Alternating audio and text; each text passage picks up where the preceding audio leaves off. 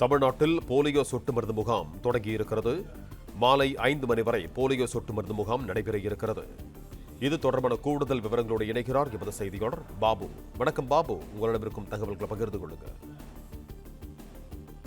வணக்கம் சார். ஈரோடு நாடு தழுவிய தீவிர போலியோ ஒழிப்பு திட்டத்தின் ஒரு பகுதியாக இந்த முகாம் சுகாதாரத்துறையினால் சிறப்புடன் ஏற்பாடு செய்யப்பட்டுள்ளது. மோட்டுக்குட்டிப்பாளையம் மற்றும் அதன் சுற்றுவட்டார பகுதியில் உள்ள 5 வயதிற்கு உட்பட்ட அனைத்து குழந்தைக்கும் விடுவிடாமல் சொட்டு மருந்து வழங்குவதை உறுதி செய்யும் நோக்கில் இந்த நடவடிக்கை எடுக்கப்பட்டுள்ளது. பொதுமக்கள் அதிகம் கூடும் விதமான பேருந்து நிலையத்தில் இந்த சிறப்பு முகாம் அமைக்கப்பட்டது. வெளியூர் செல்லும் பயணிகள், குழந்தைகள் பயன்பெறும் வகையில் தற்காலிக மையங்கள் அமைக்கப்பட்டு இயங்கி வருகின்றன.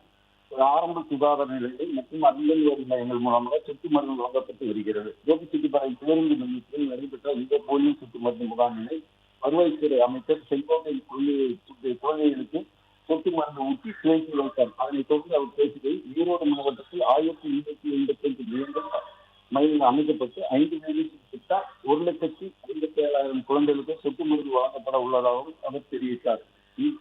தங்கள் குழந்தைகளுக்கு தவறாமல் போலியோ திட்டமிருந்து வழங்கி போலியோ இல்லாத ஆரோக்கியமான சமூகத்தை உருவாக்க ஒத்துழைக்குமாறு பொதுமக்களுக்கு சுகாதாரத்துறையின் சார்பாக வேண்டுகோள் விடுத்துள்ளனர். நன்றி பாபு, உங்க தகவல்களுக்கு. பிளே ஸ்டோர் மற்றும் ஆப் ஸ்டோரில் இருந்து பாலிமர் செயலியை QR கோடு மூலம் பதிவிறக்கம் செய்யுங்கள். செய்திகளை உடனுக்குடன் பெறுங்கள்.